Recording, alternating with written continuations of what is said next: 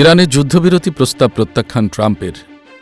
Donald ট্রাম্পের ইরানের যুদ্ধবিরতির প্রস্তাবকে একেবারেই অগ্রহণযোগ্য বলে প্রত্যাখ্যান করেছেন। নিজের সামাজিক যোগাযোগ মাধ্যম ট্রুথ সোশ্যালে ট্রাম্প জানান, পাকিস্তানের মাধ্যমে পাঠানো তেহরানের জবাব তিনি পড়েছেন, কিন্তু সেটি তার পছন্দ হয়নি। ইরানের রাষ্ট্রীয় গণমাধ্যম বলছে, তেহরানের প্রস্তাবে সব ফ্রন্টে যুদ্ধ বন্ধ, বিশেষ করে লেবানন পরিস্থিতি এবং হরমুজ প্রণালীতে জাহাজ চলাচলের নিরাপত্তার উপর গুরুত্ব দেওয়া হয়েছে। পাশাপাশি যুক্তরাষ্ট্রের নৌ অবরোধ ও নিষেধাজ্ঞা প্রত্যাহারের দাবিও জানিয়েছে ইরান।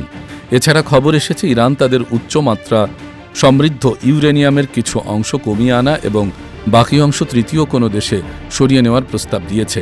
এই প্রস্তাব এমন সময় এলো যখন পারমাণবিক কর্মসূচি ও আঞ্চলিক উত্তেজনা নিয়ে ওয়াশিংটন ও তেহরানের মধ্যে নতুন করে আলোচনা শুরুর সম্ভাবনা তৈরি হয়েছিল। তবে ট্রাম্পের কড়া অবস্থানের কারণে মধ্যপ্রাচ্যে উত্তেজনা আরও বাড়তে পারে বলে আশঙ্কা করছেন বিশ্লেষকরা। এখন নজর, কূটনৈতিক আলোচনার পথ খোলা থাকে নাকি সংঘাত আরও গভীর হয়। বার্তা বৈঠক, ইন্টারন্যাশনাল ডেস্ক।